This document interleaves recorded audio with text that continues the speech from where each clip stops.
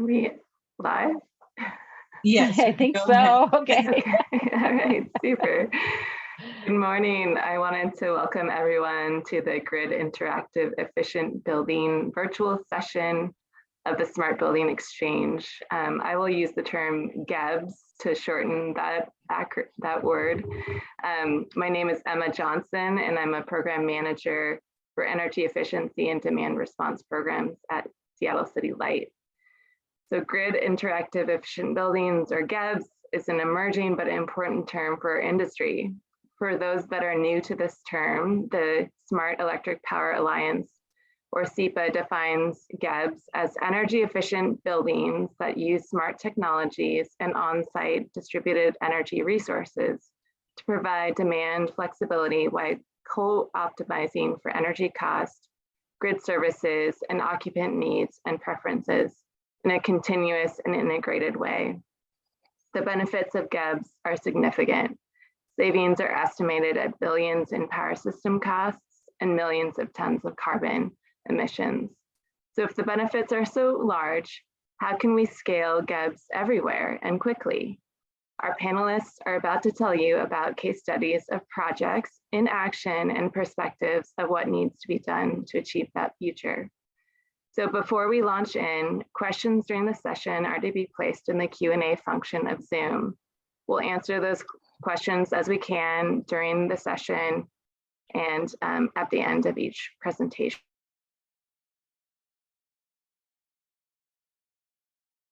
End of the formal presentations. So we'll kick it off with Tanya. Thank you. Thanks everybody for having me here. And just to make sure, is my audio coming across clearly? Awesome. Well, welcome. I am here in the office. I'm in sunny Aberdeen, Washington, generously sharing the office of the Aberdeen School District Maintenance Facility. So if you see folks walking around, that is why. So I'm the CEO of a company called Community Energy Labs. It was spun out of the nonprofit Portland Energy Conservation Inc. several years ago. PECI had been focusing in its second incarnation on microgrids, virtual power plants, and the grid edge, and how it could benefit communities, both in terms of savings, but also keeping more infrastructure local, as well as, you know, the benefits of their infrastructure upgrades and energy use local to their community. So, you know, through that work, I ended up talking to, I think, 94 different communities, a number of different municipals, K-12 schools. And what became very clear to me, and I will just lay my card out here. I am a building decarbonizer. I believe in all electric buildings. I believe in decarbonization of the energy grid, but I saw some seams, there's some problematic areas. And so we spun out of PECI and then have Department of Energy, California Energy Commission, and some Washington Department of Commerce funded grants to develop a software as a service control platform that is powered by patentable machine learning algorithms that gives building operators a break. So what we saw is that in order to enable clean, all electric buildings, you really kind of need them to be self-driving, particularly in the middle market and for small to mid-size commercial building owners and operators. So I think we probably, you know, I'm preaching to the choir here. Buildings generate nearly 40% of annual global CO2 emissions, and getting carbon out of building energy is not as simple as it sounds. So we all know this blue curve is when and how much energy a building is using. And the icons in that little hump there are systems that drive energy use. So throughout the day, energy consumption changes. AC comes on, water heats, cars charge, and climate laws try to get a building's energy load shape to line up with this. In this case, it's solar, but that's basically supposed to be a renewable generation curve. So, you know, this green line represents when renewables are making power. And as you can see, there's a lot of power people are using outside of those times. And of course, some of that we can change through energy efficiency, but a lot of it has to be mitigated through controls, better controls of when and how much energy these loads are using. And unfortunately, controls are something that more than 90% of building customers either don't have or they do not have them robustly tuned. In the same time, though, you can see that big hockey stick on this graph, and that's the year 2019.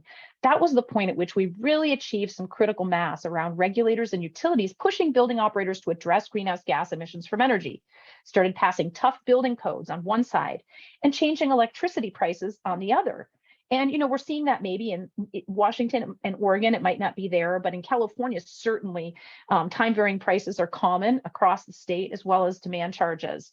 So Project Drawdown says, hey, adoption of building automation systems, well, this is a solution that could bridge that gap, and it could reduce 7 to 11 gigatons of CO2 equivalent by 2050. But some customers, particularly publics and mid-sized commercials, get caught in the middle of electrification on one side and the increasingly dynamic decarbonized grid on the other. And so we're addressing an underserved segment of the market, and I'm about to talk about 1 or 2 projects today. But first, I want to give you an example of how this works. So how this problem works. Let's take a look at one school district's perfect storm. So Kim is a superintendent struggling with a 40% increase in utility costs and a board mandate to cut emissions.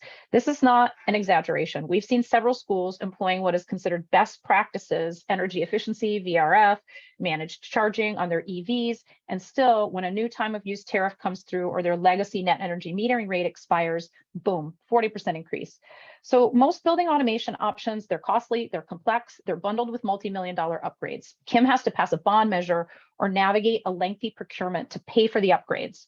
Extensive install then disrupts her ability to use the space to feed kids and provide services. In the meantime, Glenn here, her maintenance and facilities director, his crews are running around, putting out fires. They don't have time to sit down and drive a building automation system or tune it. I mean, they've literally got custodial crews like raking mulch and cleaning up vomit. Like, who's got time to walk over to this computer and futz around with it all day? So, Kim's other option is to keep doing what she's doing. She's tracking energy costs in a spreadsheet and then sending her crews out to manually program hundreds of devices. In this case, we're looking at HVAC, so maybe thermostats.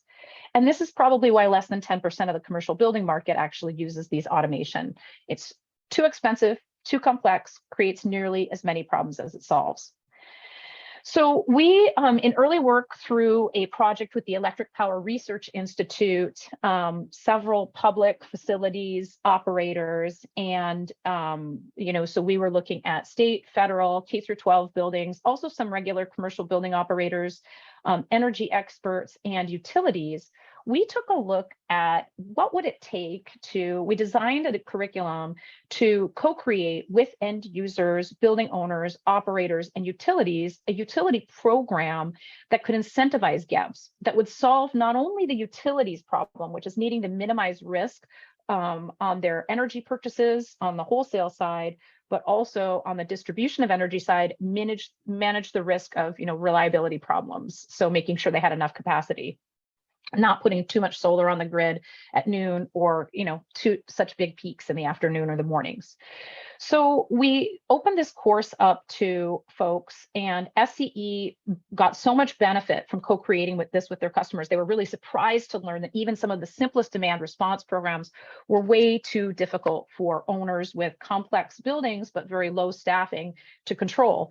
SCE was so interested in this that they hired us to work with them on their dynamic rate pilot. So now we have several operational schools in Southern California that this fall will begin receiving dynamic prices, day ahead, 24/7 prices, and there will be an automatic technology that automatically balances their energy load in order for the school to take advantage of cheap, clean energy. Their energy could be almost free in the middle of the day when there's tons of solar in California, and it benefits the utility because it minimizes their risk in terms of real-time pricing position, energy consumption, and for capacity violations. So now SCE actually offers this course twice a year. It's open to the trades, HVAC trades, energy managers from anywhere, and it's virtually free through their education center. So what we found from these customers in this pilot is that they wanted a program structure that was much more flexible. It would allow them to look at interval data that the utility was collecting or that they were collecting through sub-metering, bill analysis, their HVAC, floor plans, et cetera, and to benchmark where they could be in terms of better flexibility. The utility would then subsidize that audit as well as install and calibration of a GEB or a supervisory controller.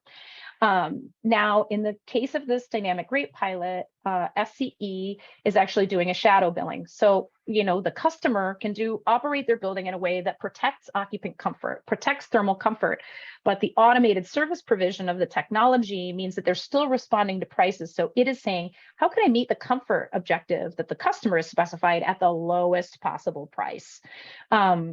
And then they let the utility know what they intend to use so that the utility can plan ahead. Now, again, it's at low risk to the customer, because if they, as they evaluate the tariff, it's being shadow billed, they only get an incentive if they participate. And then at the end of that year, if they choose to stay engaged in the pilot, they can renew the software. Otherwise, they can leave. This is just an example of how diverse each building type can be. Now, the school on the bottom half is actually in Oregon, so it's not participating in this pilot, but there's still a huge amount of diversity. So the school districts that are participating in this are suburban, urban, and rural. And you see everything from, at the top, you have this 22,000 square foot elementary school with a bunch of little standalone buildings, pretty simple zones, to these massively complex high school complexes. So it's a very interesting pilot, and we'll be interested in talking to you about the results. So I was asked to talk a little bit about the technology. Essentially what this is an IoT and software as a service control platform. And its starting place is either a gateway that interfaces with a BACnet over IP building management system, or can communicate through APIs to smart and communicating thermostats, as well as IoT sensors. So in that way, it's very similar to other IoT platforms. But where it differs quite a bit is that through a Department of Energy funded research grant, we came up with an innovation called Easy Does It, EDI. So there's a very powerful technology that you can layer on top of these IoT platforms, building automation systems and controls, called model predictive control. What model predictive control does is it takes a thermodynamic model of complex buildings. So it understands how energy use based on the thermal properties of the building and the efficiency and energy use properties of the equipment in the building. And model predictive control uses that model of the thermal dynamics of the building to balance thermal comfort with the lowest possible energy use. And in fact, many studies have shown that model predictive control is 28% better than the next best state of the art. Here's the catch. Model predictive control requires a building thermal model, which can take $10,000 to $50,000 worth of effort for every single building. It has to be bespoke. So we started investigating ways to collect that data as simply as possible to build a model predictive control that was lighter weight, cheaper to implement, and would make it more widely available for folks who need a more affordable option. So Easy Does It is the front end.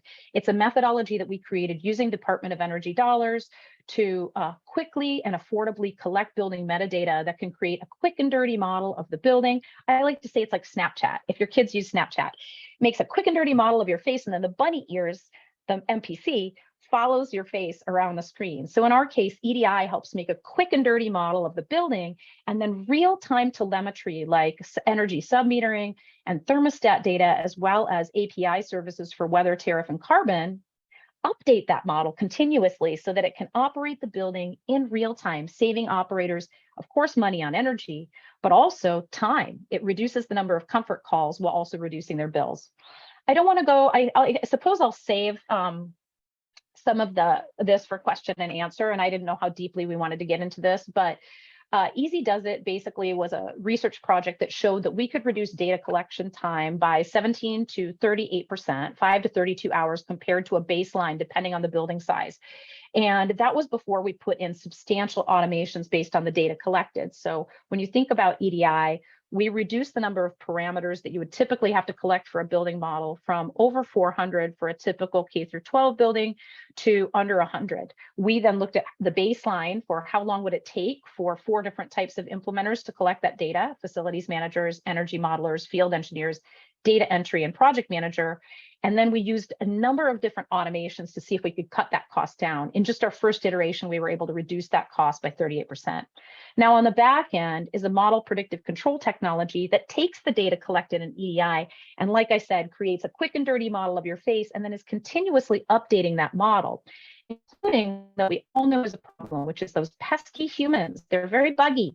And so it looks at what are called disturbances. That can be through infiltration, it can be through solar irradiance, it can be through behavior, and it predicts in real time. It has a black box model that predicts in real time these disturbances. So what you're seeing here is in blue, the predicted indoor air temperature, and in orange, the actual measured indoor air temperature. So it's a very effective way to control buildings. And what you can see here, sort of last but not least, is that the MPC is the area in blue here, and the regular controls that area in red. And during periods where MPC is running, you're able to get that pre-cooling with far fewer demand spikes and far less demand charges on the building. So thank you everybody for your time and attention. Our next steps are University of California, Berkeley Center for the Built Environment will be examining the cooling load reduction from the summer season. The project must meet 20% cooling load reductions by September 30th. So keep in touch. And then October through March, we'll be looking at the impact on heating loads. So more to come. Thank you.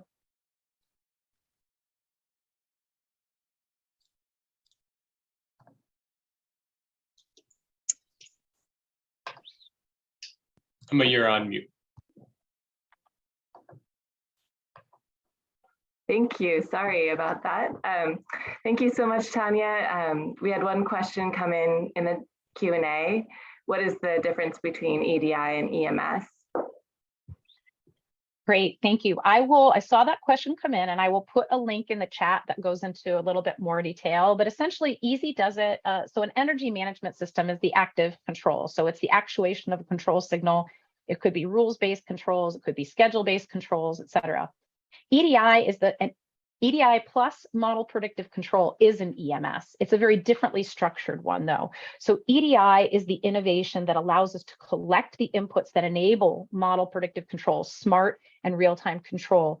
But it allows us to collect those inputs in far less time and with far less effort than standard procedures for collecting those thermal inputs, which are so important to balancing not just energy consumption, but comfort in real time in an automated way.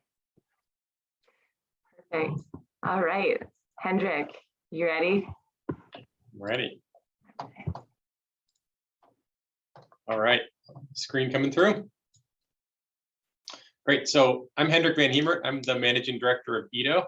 And EDO, on a personal level, the reason I'm in this work is the same as Tanya, right? It's to decarbonize our built environment, decarbonize our electric system. And when you think about how you get to decarbonization, there's really three things we can do to decarbonize buildings. The first is reducing the carbon intensity of the building materials themselves. The second is reducing energy use. And we have been working as an industry for many, many years on this. The third is where this, grid interactive efficient buildings come in, which is creating more flexible building operations to align renewables with or supply with demand. And buildings represent a really amazing opportunity to align supply and demand better, reduce overall system costs, and also hopefully help the digital transformation of buildings. EDO exists as a company for that purpose, to decarbonize the grid through a building-centric approach. And we think about commercial buildings as being reliable grid assets. And we work to bring building operators and utilities together around a common data set that allows us to take actionable, deep building interventions to drive comfortable, productive, efficient, and flexible buildings. So there is so much happening in our industry right now. It's a really fun time to be working at that intersect between building and the grid. Grid, the utility sector generally is going through a huge transformation as we explode the number of renewables on the system. We also change the way that the distribution system works, transmission and distribution system, from something that was very one directional into something that's much more of a networked system. On the building side, we also have a ton of change happening. We have just an explosion of technology in buildings. And we also have a whole new set of kind of stakeholder expectations. So whether it's decarbonized, whether it's convenient and comfortable, and then of course throw in COVID, and we've had really big changes in the way buildings are used and the kind of role buildings play in their communities. I'm going to talk a little bit about a project that we have in Spokane that is a living laboratory, and this is where much of EDO's origin came from, is in helping to design and then ultimately operate this really unique campus in Spokane. So the South Landing campus is home to 2 buildings currently, and it is a living laboratory for building to grid integration. And what I mean by that is it has every sort of bell and whistle available to try to demonstrate different approaches. So in trying to understand the role of buildings in decarbonizing the grid, we have to experiment with different technologies, different approaches. And the opportunity for buildings to be flexible assets is not, it's not sort of one size fits all, right? Different utility markets, different communities, even different, feeders on the distribution system have much different needs as far as flexibility.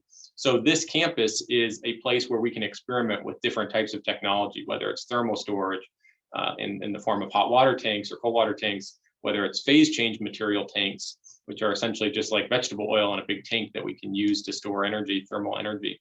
And then we also have battery storage and rooftop PV and EV chargers, and then a really sophisticated building management system that operates all of it. EDO's tools go on top of that building management system, similar to what Tanya described.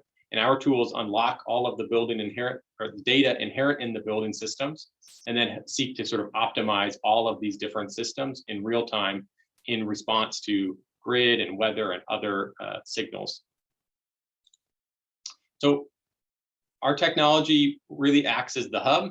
Our tools really act to co-optimize all of these individual systems that are often seen as silos. So we know in the built environment that we often operate within silos, and those silos are very obvious when you sit in a building operator kind of control room, right? You've got 12 different screens open because you have all these individual systems with their own control logic, their own control system, their own dashboards.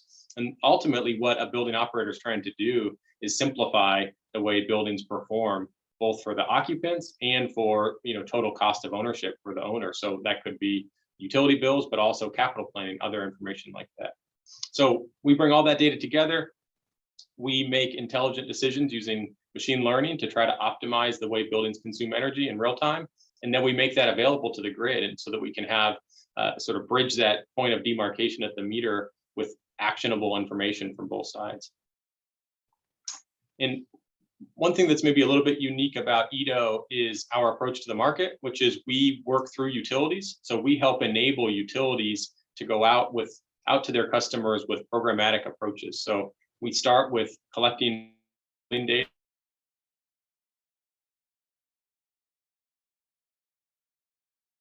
That digital connection and relationship connection that we've helped facilitate between the utility and the building is the foundation of new tariffs, new incentives, new programs that a utility could roll out to their customers. But we think it's really important that we first work on that relationship, work on that information sharing, so that we can start designing programs that are appropriate for different buildings and different grid needs. This is just a quick snapshot from some experimentation we were doing last week. So we were trying to mimic a severe sort of grid event in the hottest period of the day and the hottest day of the week. So on Wednesday, when the temperature in Spokane hit 100, we tried to shed all of our load we possibly could. And we did that to demonstrate one kind of resiliency use case, right? If the building can support the grid in the distribution system and staying online, not only can we keep this building more resilient, we can keep the neighboring buildings resilient as well. And every week we're fortunate to work with PNL and Avista and other partners to run various experiments, whether they're driving efficiency, whether they're shaping load curves more permanently, or whether they're doing sort of point-in-time interventions to try to mimic different types of experiences the grid could, or different types of events the grid could experience. So what's next for us? We are grateful to have a Department of Energy Connected Communities grant. So in the coming years, we will be connecting the building that I showed in South Landing is here on the map, and we're going to actually connect out into the surrounding community and connect up to 100 plus buildings, unlock significantly more flexibility by all of those buildings being aggregated together, working together, and hopefully driving really significant grid savings, both on the capital deployment side, also the operations side. And we're excited about working with DOE on this project because one of the pillars of the project is having an approach that provides benefit equitably across the community, and to really think thoughtfully about how we can design programs that aren't programs just for the 1% of buildings or the buildings that have all these resources, but interventions that we can deploy in every single building so that everyone can participate and benefit from the significant value that grid interactive efficient buildings represent. With that, I'll pass it back to Emma. Awesome. That was so interesting. Really amazing case study. Looking at whether there are any questions. Chat. What is the greatest challenge you face in your Connected Communities project? My snarky answer would be getting through contracting, but the actual answer is designing a program. So, what's unique about our approach in Connected Communities is that we're working on the distribution side, so not necessarily the wholesale side. So we have to have a diversity of building types and resource types at play in order for those to aggregate together to provide rich grid benefits. And that means being able to recruit customers from all sorts of different groups and building types and system types, which I think is a really interesting problem to solve, is to be sort of a vertically integrated virtual power plant versus a more horizontal where you'd connect just to batteries or just to a certain type of building. Excellent. And clarifying question, do you have the 100 buildings identified and for your Connected Communities grant? Yeah, we have a kind of total population of about 1,000 buildings that are being served, and we have information on their load profiles and their load curves, so we know the types of buildings that are represented in that community. And then we're actually doing some outreach and community survey work here in the coming months to try to better understand the community's needs, not just assume community needs, and then we will design programs to go recruit. So I think we'll be able to recruit the 100 buildings, but we have not intentionally have not started recruiting yet. Great, thank you so much. It looks like you've answered all the questions. So Mark, you're up. Great, thanks very much. Let me get my screen share going here.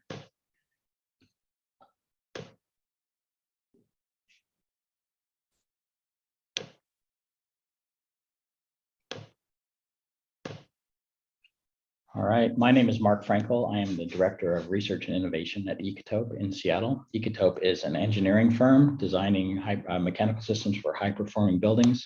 We're a research firm. We've been in business for over 45 years now. And we also work on policies and energy codes around the region, around the country. We convert our leading edge performance designs into research projects and study them and learn more so we can come up with even newer approaches to solving building problems, and then we work on back end converting that into policy. We've been very involved lately in the deployment of commercial heat pump water heaters in the multifamily sector, and that's what I'm going to talk about today. We've been doing a couple projects with Seattle City Light on multifamily, and I should say we've been working with manufacturers of central heat pump water heaters from around the country, helping them figure out how to deploy them, how to control them. And we've done I think over 100 installations in multifamily now of central heat pump water heater systems. The projects I'm going to talk about are based on analysis of White Center Hub project in Seattle, which is a low-income multifamily project. And we are also deploying load shift capabilities of Bayview Towers in Seattle right now and running a bunch of different tests on how we can manage those loads. The targets of this are peak load reduction and time of use load management. So a lot of this has been talked about in terms of why we're doing this. In the grid, basically three things driving the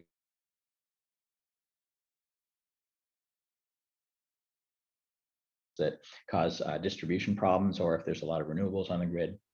There's carbon, trying to reduce carbon through time of use, and peak demand in general.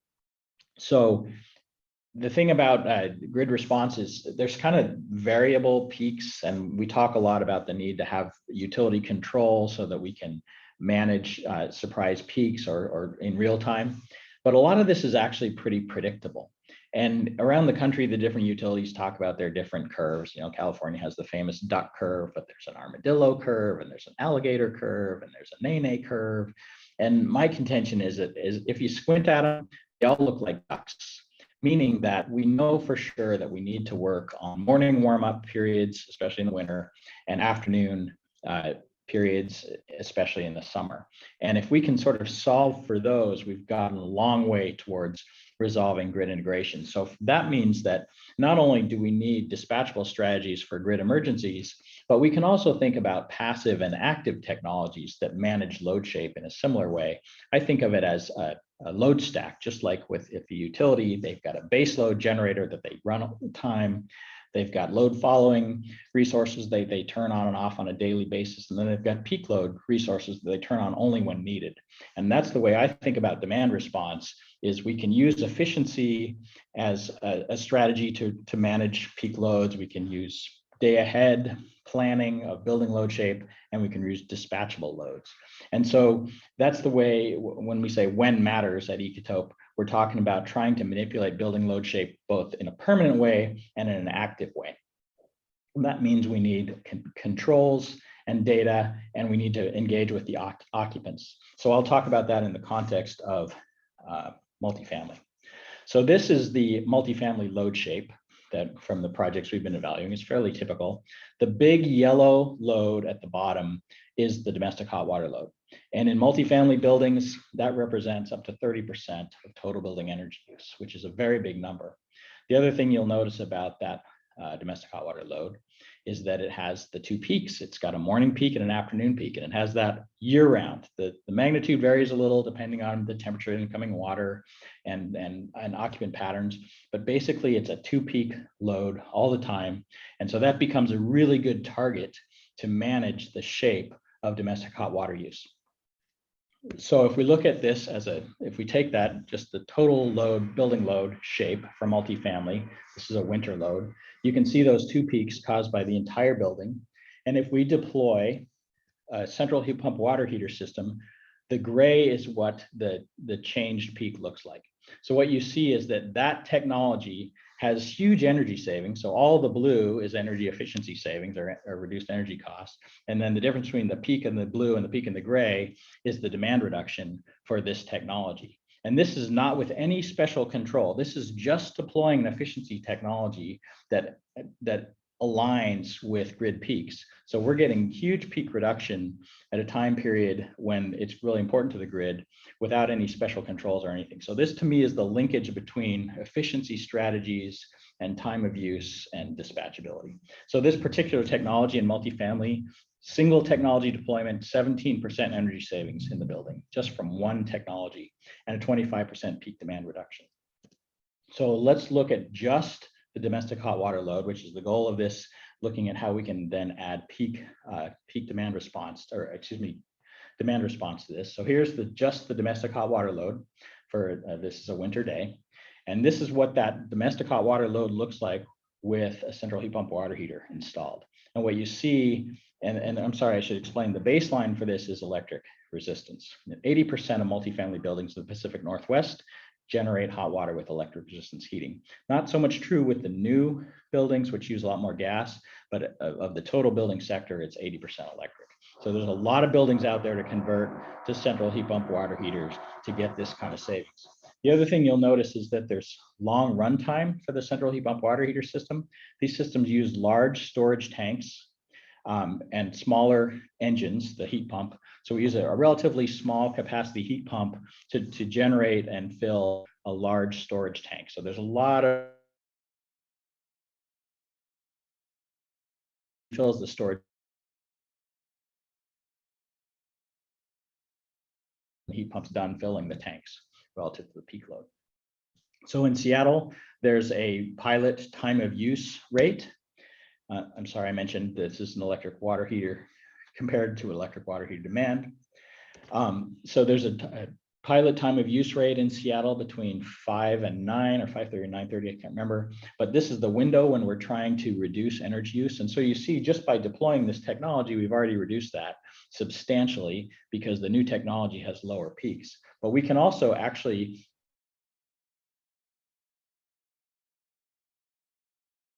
operation during that time. And so what's happened here is the heat pump is actually running more in the night to fill the tanks sooner and not running during our control off time. The other thing I should mention is to make this happen, we actually increased the storage tank size more. So the time that there's more energy use in the nighttime to fill the larger storage tanks so we can keep it off every day in this way. This is not a dispatchable load per se. It's not a communication from the utility saying, today we need response. This is a plan ahead based on a time of use rate. And so the night before it's generating more water and filling the tanks and then coasting through the peak periods during the demand response time. So a couple things about this. So just by deploying this efficiency technology, we reduce the peak load by 25%. We get the rest of the demand response by actually putting in the controls and storage capacity to meet, to be able to deploy this completely and shift out of this time period. We're in the Bayview project, we're experimenting with a morning shift as well. And the way we're doing that at Bayview is actually with increased storage temperature instead of increased storage volume.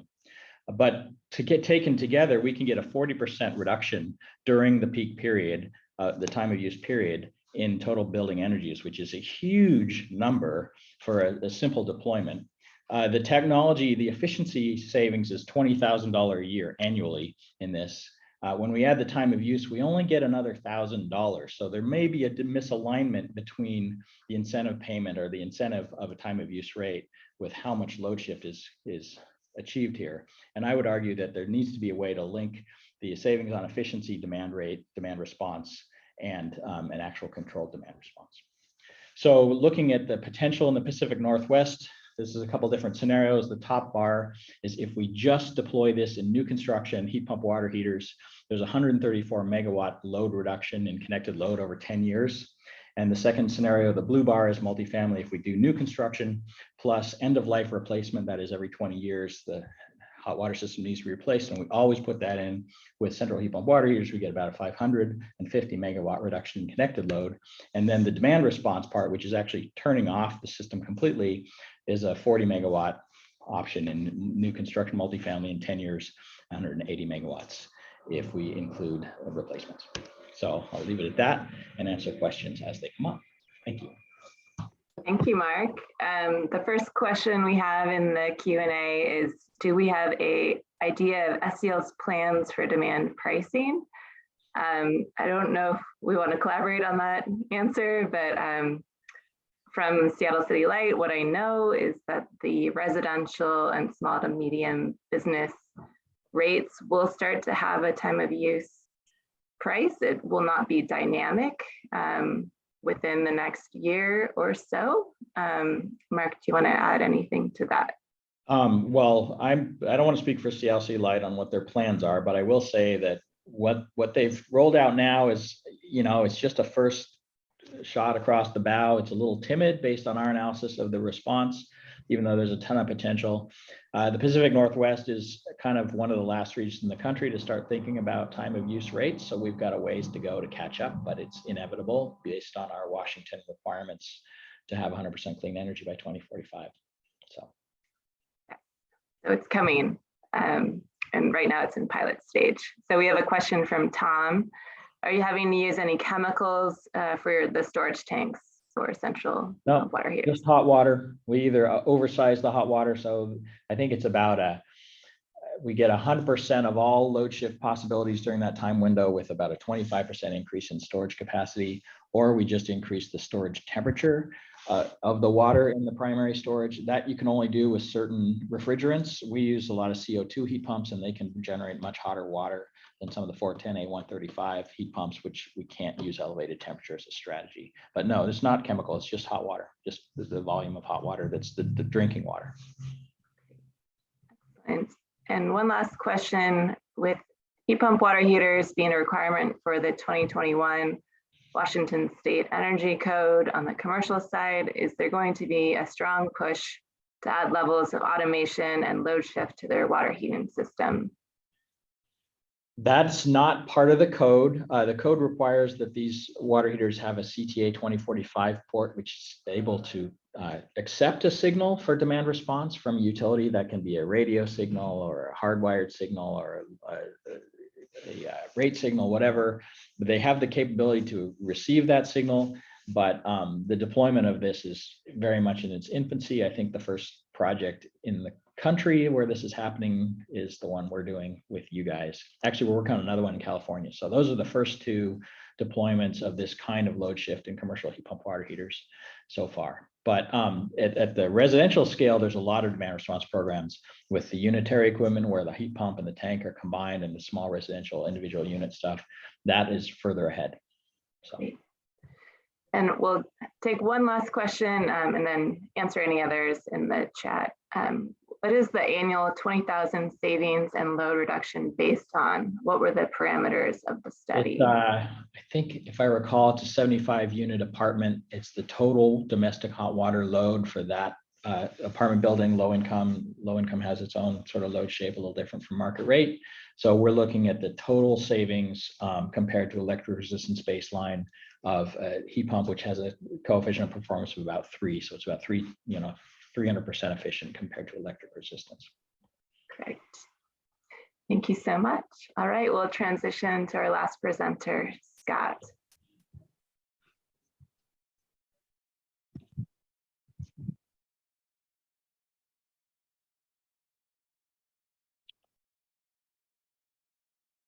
Okay, I think I did that right. I think I'm coming through sufficiently.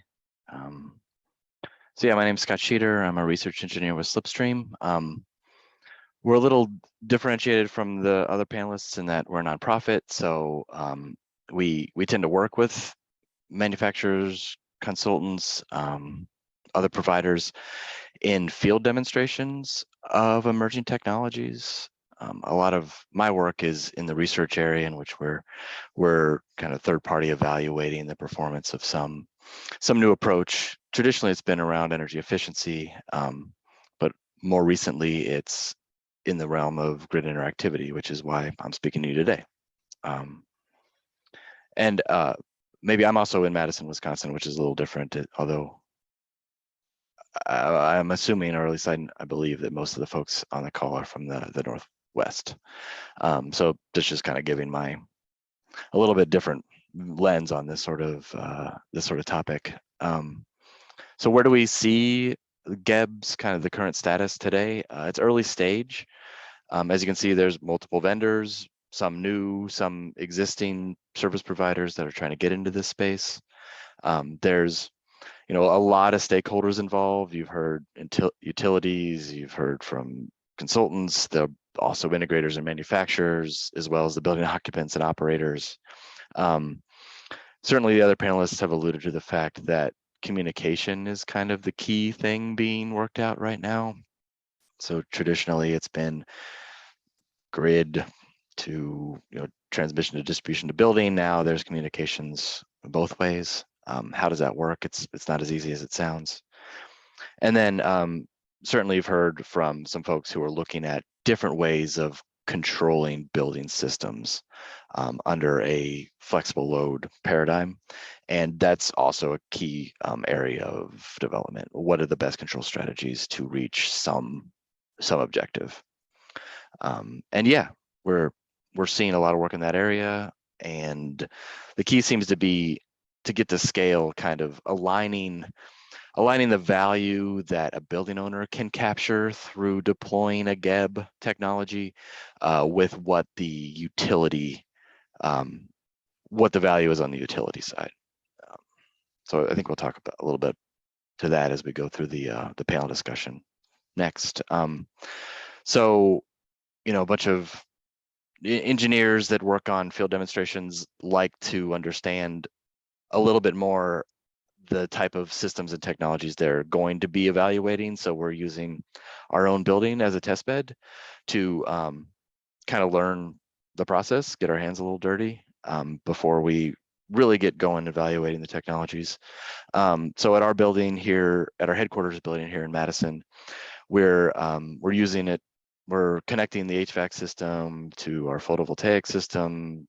We're bringing in plug load data and using our electric meter data as well, all in one spot. We're pulling all the data in one spot and then doing tests to see what kind of responses we can get out of it and how it all goes.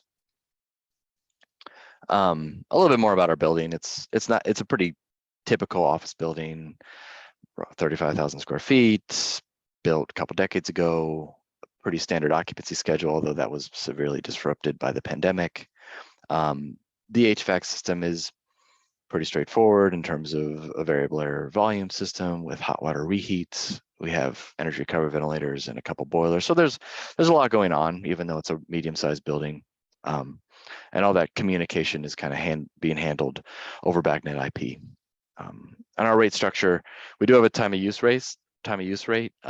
Although I would say that a demand charge of $3 per kW isn't going to bring us a lot of economic value by deploying like demand management strategies in our building. And you can kind of see on the left there some of the data we're gathering in real time and kind of analyzing as we test different GEB strategies. A couple things we've done to date. We've been testing the automated demand response signal. So we basically sent an ADR signal to ourselves, and then automatically the control sequences took over, and we were able to kind of simulate a demand response event in which I believe half of our cooling compressors went down. Not half our cooling compressors went off at the time, which you can kind of see on the right there. Just the cooling power just drops in half, and from a whole building's perspective, that was a sizable reduction because this was a summer day, which meant that the cooling electric demand was the biggest end use component of our building's demand. A couple early takeaways. Existing BAS systems are complex. I think Tanya mentioned they're often bespoke. So it takes some time just to become familiar with them, even if it is your own building. Sometimes they have other issues outside of GEB that you need to resolve before you can really get down to the grid flexibility elements. And then we were using Voltron. It's a Department of Energy developed platform. I believe PNNL developed it. It's open source, it's cost effective, but there's a steep learning curve of all involved with deploying it. And then kind of like Hendrik at Edo, SlipStream was one of the awardees of the Department of Energy's Connected Communities grants. We're just getting underway. I think we're in month 3 or so of a 5-year project. The kind of purpose of that grant mechanism is, DOE saw the potential for GEBs and are trying to facilitate some market transformation through 10 awardees across the country, in which we can all kind of speak to what we found as we went. We can take the next step in terms of product development or program development, and just kind of get everybody further up the learning curve. Our specific project, so we're a nonprofit, so there's no actual vendor on this slide. It's really a combination of us as kind of the M&V lead and playing a little bit of a GEB consultant role. Madison Gas and Electric is our local electric and natural gas utility here. The city of Madison is a partner in terms of the building owners, and then 2 nonprofits, RMI and ACEEE, will be providing some kind of scaling recommendations to further scaling beyond our project. I understand this slide's a little busy, but kind of in the table there on the right, and then reiterated in the graphic on the left, you can see the type of technologies we're going to deploy. On the traditional building side, HVAC and lighting, we're going to deploy energy efficiency elements like advanced control sequences, like Guideline 36, or automated fault detection and diagnostics to save energy. Same thing with lighting, some advanced lighting control approaches to save lighting energy. And then we're going to use those software platforms, potentially with an overlay of another application, to do the grid flexibility elements like demand response, like continuous demand management, doing things like widening the temperature, the thermostat deadbands, dimming the lights by 10 to 20%, to either reduce load during demand response event or minimize the overall monthly peak demand, and therefore the peak demand charge of the building. There's 2 other kind of GEB elements that we're looking to demonstrate. The first is managed charging of electric vehicles. So as you likely know, electric vehicles are going to increasingly be a big part of the electric demand profile of behind the meter, commercial buildings and residential too. But that's a key point. This is all on the commercial side. And so what can we do to ensure that that new electric load doesn't tax the electrical infrastructure, the existing electric infrastructure of a building. What can we do to minimize its impact on demand charges?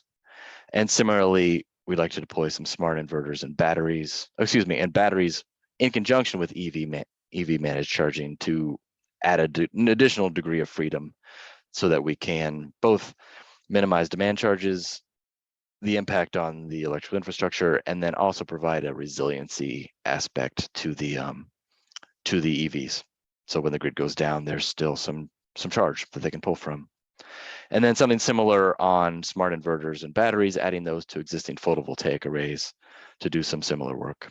And this is all kind of in support of MG&E's pretty aggressive goals of decarbonizing their grid through photovoltaics and wind, and kind of supporting that deployment through the load shaping that I just mentioned. The slide kind of reiterates what I just said, but maybe the new information here is that it's a 5-year project. The first phase is in City of Madison facilities. We'll take what we learned from those deployments and apply them to a utility pilot in which we'll recruit private and public sector building owners to deploy similar GEB elements into their facilities and manage that with a utility-wide, at a utility level, demand response management system. And then kind of RMI and ACEEE will take everything we've learned and develop some, public facing material around toolkits, programmatic elements so that other stakeholders can deploy GEBs in their own way. And just reiterating that DOE has GEB as a high priority and have published a variety of resources with a lot more materials. We've talked mostly around HVAC and lighting, but there's work to be done on the envelope as well through dynamic glazing or automated attachments. There's just a variety of technologies out there, not just the ones I've mentioned today. And I'm not sure we're sharing our slides with attendees, but if we are, there's some links for more information, including the DOE. And then, yeah, welcome to contact me with further questions. And I can, maybe answer a question or two now as well. Thank you so much, Scott. Yeah, on the question about slides, all of the sessions will be recorded and available on the YouTube channel. If you wanted the presenters' slide decks, I encourage you to contact them directly to access that information. And I don't see any new questions for you, Scott, but wanted to bring up a question that was answered previously. Are there currently ways to model ballpark energy cost in anticipation of demand pricing? So I think that was for Mark, or maybe Scott, you can take that question for Madison. I can try and address that.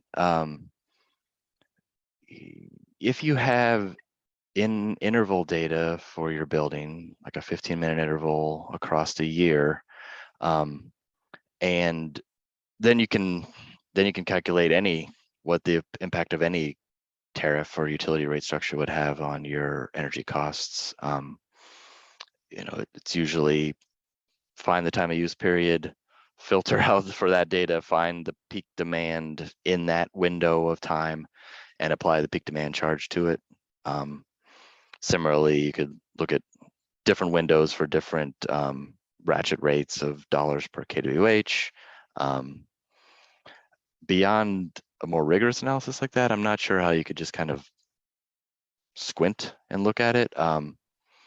You'd certainly, if your utility bill has a peak demand on it, if it just states what your peak demand was on a monthly basis, you could use that with an approximate peak demand charge, like whatever it is, $10 per kW or something along those lines, to get an order of magnitude. I don't know if that helped or if it even answered the question. I'll just add that we do it with utility rates and energy modeling. You just dump them in and the energy model predicts the energy use and you compare. It's complicated, as you say, you can't just squint. So we actually, when we're doing design work, we pick 4 key days, 4 seasonal days, and look at the load shape for the day and look at the impact on that day, because it's hard to think about in 24/7 all days of the year. Yeah, and Tanya, do you want to add to that? Oh, you're on mute. I did it too. So. Of course, I had to be the one who did it. I put a link in the Q&A, but and I'm not affiliated with Energy Toolbase, but I've seen Energy Toolbase used for tariff modeling and then gauging the impact. In their case, they do it for battery sizing, but you can do it with demand response as well to see the sort of before and after price. Great, thank you for that link. Hendrik, do you want to add to that modeling? Oh, I think the group answered it well. Okay, super. So one more question before we go into the group discussion. What kind of energy baseline do you use for the building stock? And It's just there. In what Any more context? detail? Yeah. Rajiv, do you have any more detail? Maybe you could put it in the Q&A and we can make sure we can answer your question. I think at a high level, right, you start with the utility bill, you start with whatever data you have to try to baseline how the building's performing. And then I think Tanya mentioned the sort of flexibility audit, and we do a similar exercise of extracting a bunch of data and trying to see what are some potential ways the building could be responsive. The graph I was showing was modeled data compared to a modeled baseline, but actually at Bayview, we're running various scenarios. So we're running some scenarios without grid response, and then other days we're running the grid response and we're getting real-time data comparing the outcomes. So that's great. So. Okay. Yeah, I mean, I guess I just add that if you have utility bills or 15-minute AMI electric demand data for a given building or set of buildings, I'd use that. That's the best you can do. If you don't, I often refer to the Energy Information Administration's Commercial Building Energy Consumption Survey, so CBECS, CBECS. They are about to publish, or maybe have already published. I haven't checked the website in a few weeks, but the most recent version of their commercial building, they have a residential version too, but a survey of energy consumption and characteristics of existing buildings. I can put a link in the chat to that end too. Great. Thank you. All right, we're going to jump into moderated discussion. So the first question I have, and actually this has come up with colleagues around, like, why aren't energy efficient buildings enough?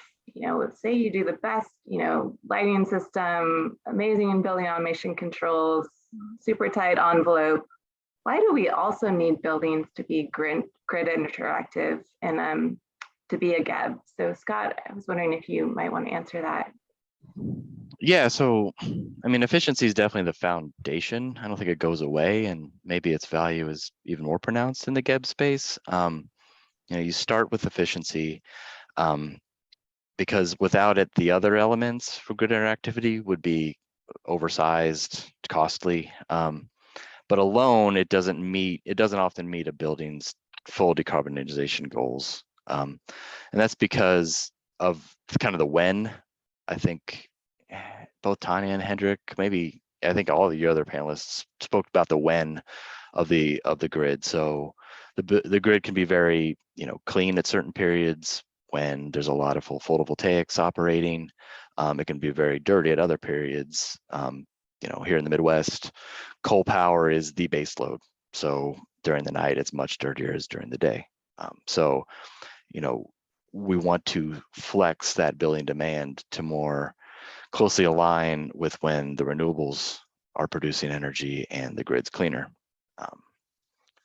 And then, yeah, maybe that's the key there, is just it adds a time dependent component to the building's electric demand that takes into account the main goal, which is decarbonization. You know, we want to reduce the emissions from our electric grid, from our buildings, which is really the electric grid. Maybe others have thoughts on that. Yeah, Tanya, could you respond to that as well? Yeah, I would love to. Is it okay if I actually share a photo really quickly that I think shows the problem really clearly? Okay, so what you're seeing here is a bunch of super duper efficient heat pumps all turning on at the exact same time. So these are all very efficient. It's just that there are, 30 to 200 of them on a building, and all of them, they even have smart embedded controls at the unit level so that they have a smart startup. But in this building, you might have 250. And this is the problem, is these types of peaks. So, even if we took the grid out of it, there is a capacity problem. We all know what happens in your house when you turn everything on at once, you pop a breaker. So there's a reliability issue for utilities. And so there is that time dependent nature and sort of a general misalignment with demand curves and supply on the grid, but there's also that reliability component of capacity. And so when you add now renewables to that, here's a little oopsie. You can see here that this this battery charging station is using a control strategy that I think my team at a hackathon came up with in like one day, but here they probably paid a lot more money for it. This is looks like 200 kW solar photovoltaic system, and their battery notices that the sun is starting to come out. So it starts charging at full bore, their battery, and oops, it's not paying attention at all to what the building is doing. And so it has actually increased that demand spike and the demand charges for the customer. At the same time, the battery conks out because it's fully charging, conks out at noon, and now they're dumping 60 kW of solar onto the grid for nothing. They're not getting anything for that. And it's bad for the grid. So I think this is why it's so important for us to think beyond just efficiency, because it's so much more complex to operate the grid in a reliable way.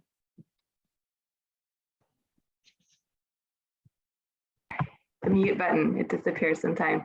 Mark, one of the things that we've talked about is, the efficient commercial heat pump water heater. You're 90% there if you just install that, and then the demand flexibility is just this added bonus. I wonder if you might be able to speak to that as well. I think there's a really important role for efficiency in here, but as I say, when matters. So some efficiency is more valuable than others, depending on what load shape it drives. Both, Tanya's example is great of, a battery system that's coming on at the wrong time. That's controllable, right? That's manageable. The hot water load shape is directly coincident with the grid peaks. And so that's one that efficiency alone has a huge impact on improvement. So what I think needs to happen is we need to start thinking about load shape in terms of efficiency instead of just an annual number. So that's the when matters. And again, the load stack, we definitely need grid responsive controls that are dispatchable, but we also need planned response and basic efficiency to reduce the peak. Great, thank you. Hendrik, this question is for you. Why do you think that owners should be conscious of grid systems in their journey to decarbonize their energy or be more efficient? And why should utilities be conscious of the impact building electrification policies and programs have on customers? Yeah, great question. Maybe I'll start with the second part, which is why should utilities be concerned or be engaged?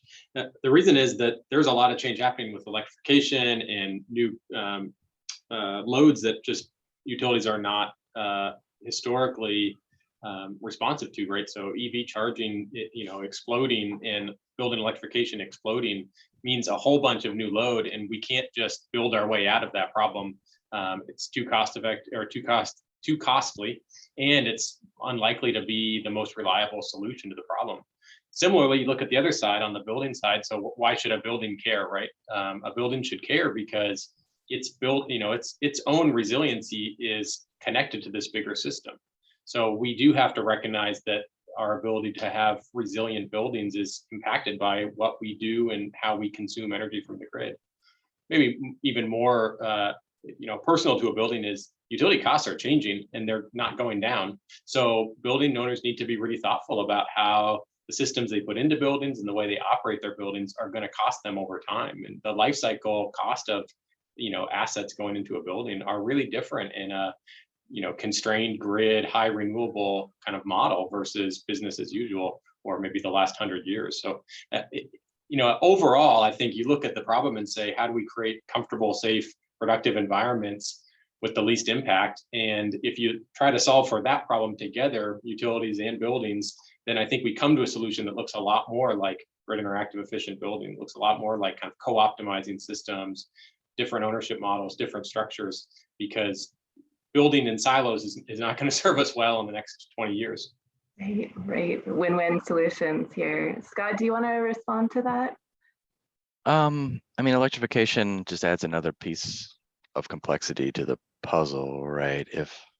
Especially, I'm assuming that the heat pumps are much more ubiquitous in the maybe more mild Northwest than here in Madison, where they don't really operate that well down to like -5 or so, which is our heating design temp. The new ones do, but there's a perception in the market that they kind of conk out down to when it gets really cold. So we're working through that problem here, and if you start to get enough penetration of heat pumps, then the load profile of the grid starts to change. You get peaks at morning warm up as opposed to the utility-wide peaks in the morning of winter as opposed to traditional hot, humid summer afternoon. That could be problematic. Grid planners should be thinking about what increasing penetration of heating and electrification will look like on their local grid. And electrification also includes charging, EV charging. So what does that load profile look like, and how is it going to affect the load profile at the system scale? GEB can play a role in all that to make that system-wide approach be the most optimal going forward. But there's a lot of factors, so I guess urging people to start thinking about it now before we get too far down the road. Excellent. So let's shift gears and talk a bit about money. It seems that several of these projects and case studies rely on specific utility rate structures to inform the GEB on when to reduce carbon and loads. So how important are utility rate structures to GEBs, and how can utilities make these rates more digestible and actionable for customers? Mark, do you want to take that? Sure. I guess not in the Northwest, but in general around the country, there's basically 4 mechanisms for this. There's the price of the electricity itself. Is it worth saving? There's demand charges when your load stack drives a savings. There's time of use charges where when you use energy matters a lot. And then what's the last one? I forgot the last one, but we don't have any of those here, hardly. We have pilot time of use rates only. We don't have demand charges. The time of use rates in our analysis were not really enough to drive behavior. It's very different in New York and Hawaii and other places where it totally matters. I remember the 4th one is actually if you have renewables on site, it's more in your interest to use your own renewables than to sell it back to the grid, because they may not give you anything for it. So those 4 features together are going to drive much more attention to cost. But as it stands now in the Northwest, we're just dipping our toes in the water, and I don't think the incentive's strong enough yet. Tanya, can you speak to that? I know you work in California and other states, so there might be more. Yeah, I mean, I think that, even in the Pacific Northwest, there are demand charge structures, and they can sometimes be more punitive because, you can get that demand charge. That's like it's a speeding ticket. You get that speeding ticket, that 1 15-minute interval, and it can set your demand rate for months, years in some cases. So it's a heck of a bad 15 minutes, when you're trying to heat or cool a space in order to keep occupants comfort, the first thing that you're not thinking is, will this 15 minutes, cost me tens of thousands? Will this 15 minutes cost me tens of thousands of dollars?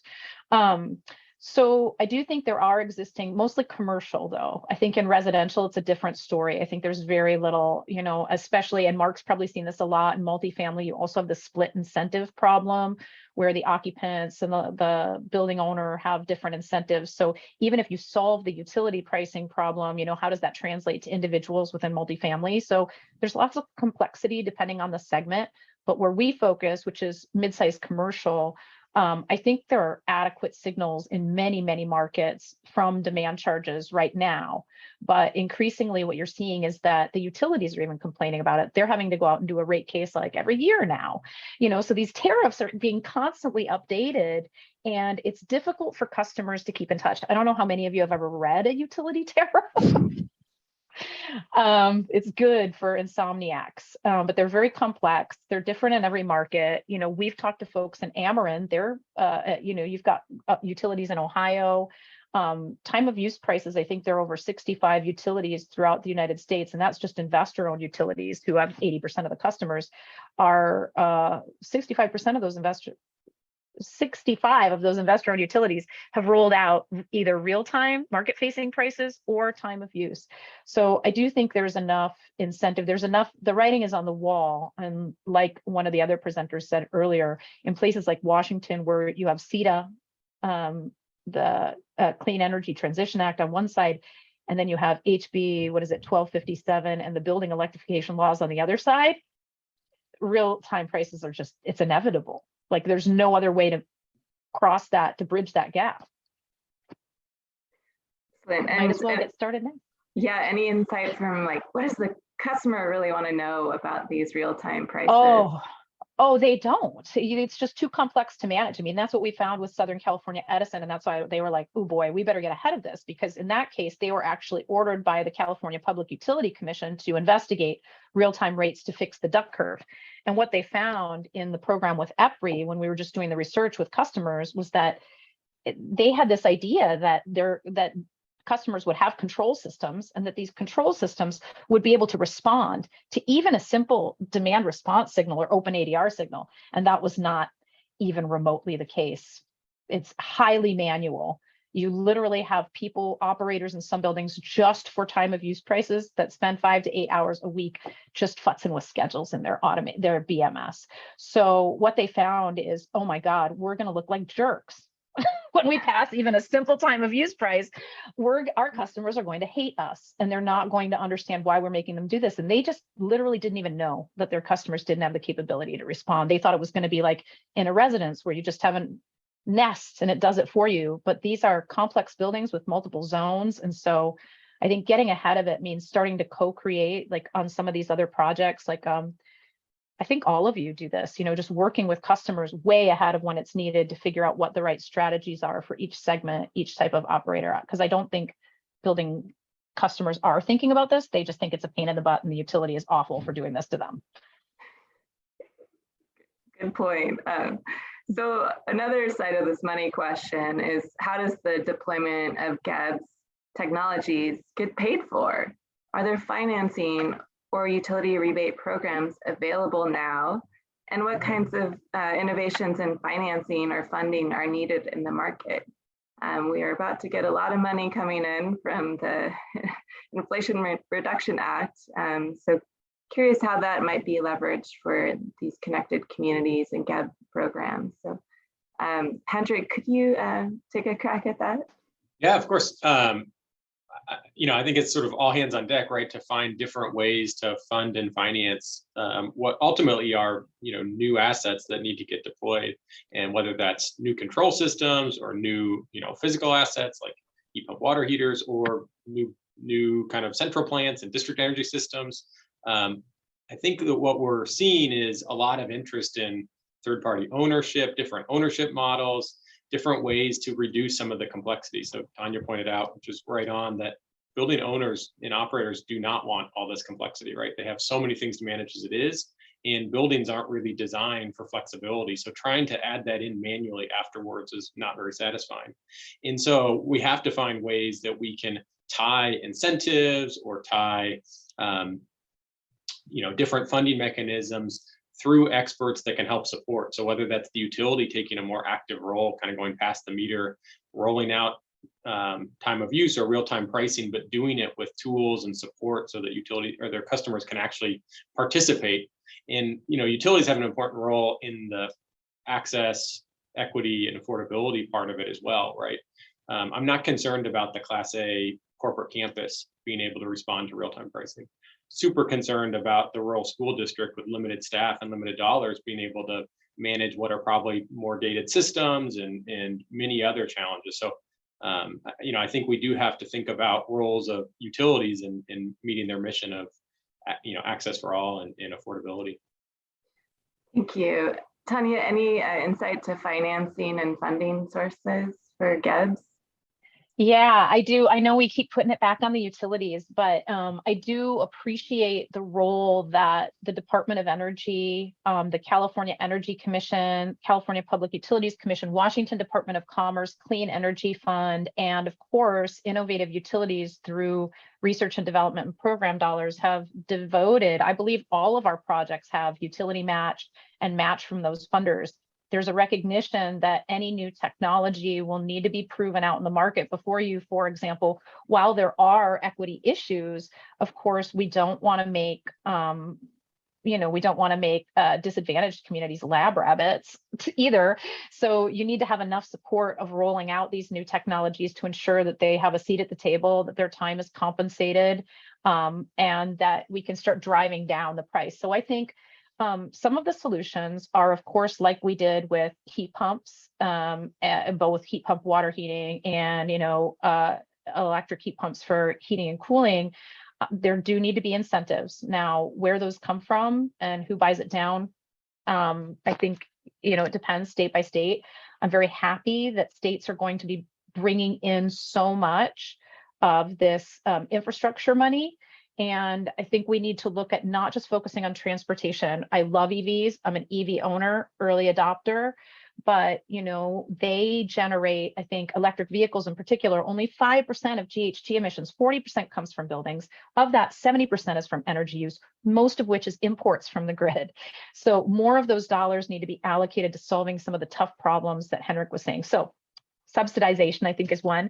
The second one is coming up with freemium models. We do this with our phone all the time. I always say that cheaper IoT platforms are the way to go. It's just like your cable modem or your cell phone. Verizon doesn't care if you buy an iPhone or a flip phone, but they do want you to have a contract. So Verizon will subsidize your purchase of an iPhone. You get a free iPhone if you commit to a 3-year contract. So I think more service providers should be looking at that model. And helping subsidize the upfront cost for particularly small and mid-sized folks, or looking at innovative financing instruments. And I know that for much larger companies than ours, that maybe retooling that energy as a service model to accommodate GEBs might be a promising way to look. And we're currently working on a Washington Department of Commerce funded planning grant to examine just that. Can we turn that ESCO model into something that subsidizes the upfront cost of GEBs for customers?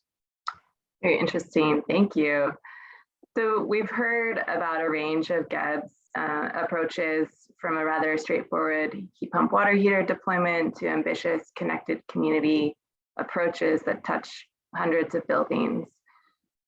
So for EE upgrades, we are used to thinking in terms of like simple payback or lifetime energy savings or bill savings. Is that the right way to frame GEB investments as well?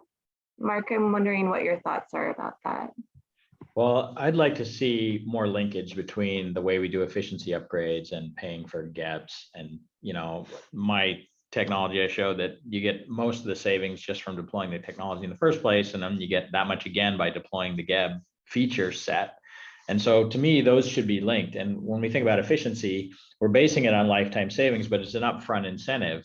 But on the GEBs thing, it's like we're expecting the time of use rate to pay for it all over time. And so the project has to take on the long-term financing model for that. So I think we need to figure out a way to link those and have incentives up front to deploy this stuff. That's the simple answer.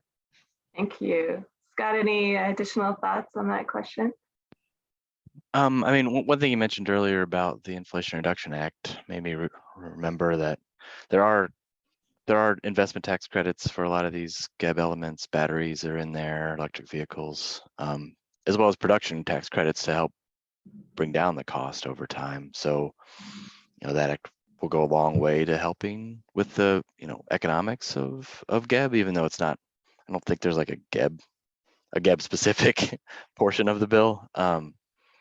And then, the simple payback's always a barrier with emerging technologies. If an organization has a 2-year simple payback threshold, that's hard to meet a lot of times for kind of a dynamic space like this. We've talked a lot about, the ultimate goal being decarbonization, it would be very nice if the result, the dollars more closely aligned with the emissions. And if there was a much more continuous and thoughtful approach to rate design, such that the full value of the GEBs, both at the system level, could be recognized and passed on to the customer. And so can the utility start to rate base deferred capital investments? Can they start to claim the lower operational costs of PV deployed at scale, or demand response done at scale? Just a more thoughtful approach to how buildings make money and how they spend money, and how, you know, GEBs can play into that. And I mentioned one other thing, Emma, I forgot. California adopted a new incentive program under their SGIP program, the Self-Generation Incentive Program, where they pay for the thermal storage of heat pump water heaters as part of self-generation load shift. And the incentives are substantial. So yeah, that model just expanded to other areas, other states would be great. Right. So we're gonna start to wrap up, which is amazing how quickly this session went, but wanted to definitely touch on the human side of the technology. And I think there was a question in the chat about like who to engage with GEBs. But from an owner manager perspective, they have operations staff that will need to work in a GEB building and in a GEB environment with building occupants that don't really want to or need to know about the grid. So what do operations staff and occupants need to trust and understand about the utility to be willing to operate a GEB and to accept signals or participate in a demand response type of program? Tanya, do you want to take a stab at that? That's such a good question. I just cut me off if I start rambling, but there's so much to say there. You know, again, because we work in commercial, I think it's a different proposition. And so just like any other, you know, mass market product like electricity is, so many different types of people use it, that it really makes sense to think about your customer personas. So I cannot speak to residential. I know that I, as a residential homeowner, would totally, like, if somebody paid for my Ecobee, I'd be like, sure, yeah, I'll do it. For these more complex buildings, though, when we were doing our customer validation, there are various levels of end users. You have the, you can have facilities and maintenance, but facilities is usually doing large capital projects, which is going to be very different than maintenance and operations. And modeled energy at the sort of retro commissioning or capital investment stage versus operating energy at the pay in the bill stage are two totally different organizations, and they run their organizations in totally different ways. And a lot of our solutions are very focused on the capital projects, many customers of whom have a difficult time getting those large capital projects financed. I think we really need to be thinking about operating energy innovations as well for those operators who right now just spend a lot of time fighting. And this is where it sort of lands for me, regardless of what the energy manager and their business operations or their facility manager might say, the day-to-day for these folks, who care, you know, to them, they're not paying the energy bill. Yes, you know, in these school districts, they spend more on energy than computers and textbooks combined, but it's not that person who is doing it. What that person is dealing with is a fight between what they know to be true about energy costs and the fact that they have teachers and kids in rooms who do not want to be sweating their butts off. And so it's like this, always this fight between comfort and health, building health and air quality, and energy cost and decarbonization. So I don't know that you can get them thinking about the utility, but if you can create solutions that can help minimize the amount of interruption to their job and improve comfort while also managing cost, I think that is really essential to making this building acceptance. And for us, that's the biggest thing. Once we turn on these controls, the things that people are most worried about is occupant complaints. Yes. For thermal comfort, yeah. Excellent. Hendrik, any thoughts on the human side of this? Yeah, I just double down on everything Tanya said, right? This cannot come at the expense of occupant comfort. And when we optimize a building, we optimize it for comfort first and for all the other factors second.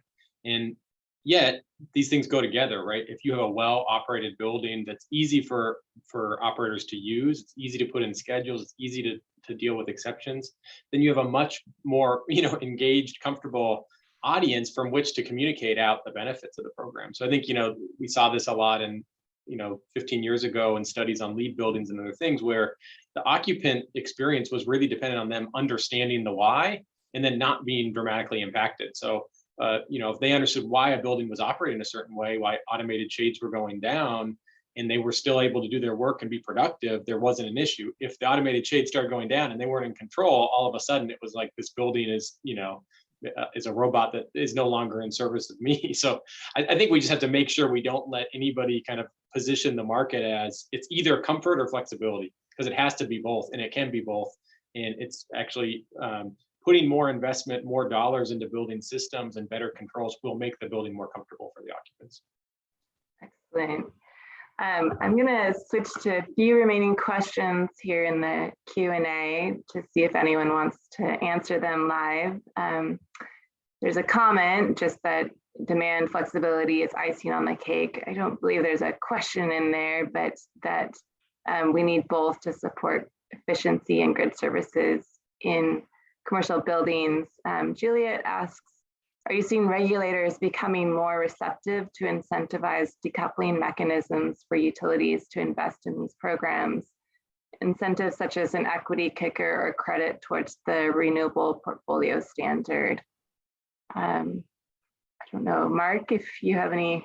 I think the example of California with linking SGIP to thermal storage is a really good one of sort of a progressive new approach to that. But this is early days on that. Excellent.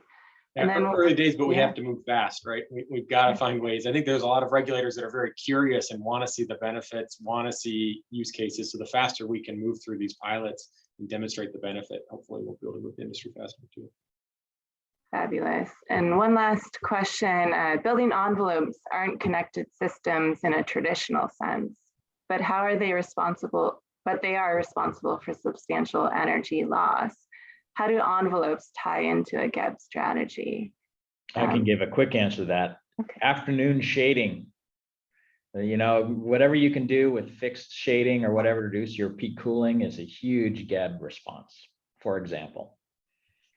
Great. Anyone else want to weigh in there to envelopes? Yeah, Tanya. Well, and this is where I think, earlier I want to get on the Mark Frankel energy efficiency train. I mean, the new building has to be capable of, on June 1st in California, consuming a lot of power all at once and storing it up, but then it has to be capable of maybe saving that for later and using almost nothing later in the afternoon.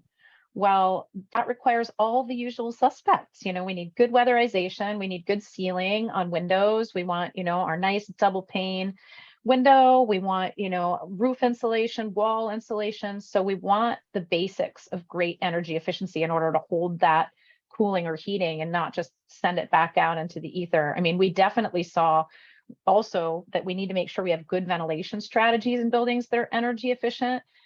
We obviously saw during COVID, you get a cheap IoT technology with a 2 to 4 month payback, and suddenly it's 9 months because the doors and the windows are constantly open. So I think that's building the thermal envelope is a huge parcel, and there are just all the things that we know from, weatherization still hold true times 10. Excellent. All right, we're going into our lightning round. So each of you is going to get 30 seconds to describe the findings from this GEB session that we just covered. So Scott, go for it. Lightning round. All right. So GEBs are important to building decarbonization. Buildings are important to overall decarbonization. GEBs are new and the provider landscape's developing. They're also new to building owners, so further education is needed, which is partially what we're doing here today, but probably have a long way to go. We talked a little bit about utility and regulatory environments, which needs to evolve to recognize the value of the GEBs, and more demonstration projects like the Connected Communities projects that we mentioned earlier will help with that. They'll identify best practices and gaps, facilitate further development by all the stakeholders, And it's a big challenge overall, but there's a lot of sharp, as you see today, a lot of sharp motivated people working on it. So I'm pretty optimistic that things will move along pretty quickly here. All right, Tanya. Okay, my 30 seconds are go electric. For sure, do it. I believe also that electric cooling and solar are best friends forever. So if you're someone calling in from one of those markets, think about it. Also solar and water heating. And I think that's pretty much all I have to say about that for right now. I do think that utilities, it'd be great to see more of these real-time pricing pilots and ways to incentivize that automated load control. Hendrik. Yeah, I'd say that we're redefining what a great building is, from a building with the lowest EUI to a building that consumes energy at the right time to support neighboring buildings, the neighboring community, and the grid at large. And that getting there is going to take every part of this kind of value chain, from regulators to utilities, service providers to building owners and operators. And Mark. I think I said this, but I want to reiterate that there's many layers to grid integration, and basic efficiency has a role, especially if you start thinking time of use and controllability, all the way up to the really snazzy, complicated deployments of AI controls. So it's all part of the solution. Excellent. Well, thanks to all the participants that joined us today. Please visit the virtual booths of our sponsors accessible on the Socio platform and attend the afternoon sessions of the conference. There's some really interesting topics ranging from interoperability to twin technology and smarter buildings. Thank you so much and enjoy the rest of your conference. Thank you.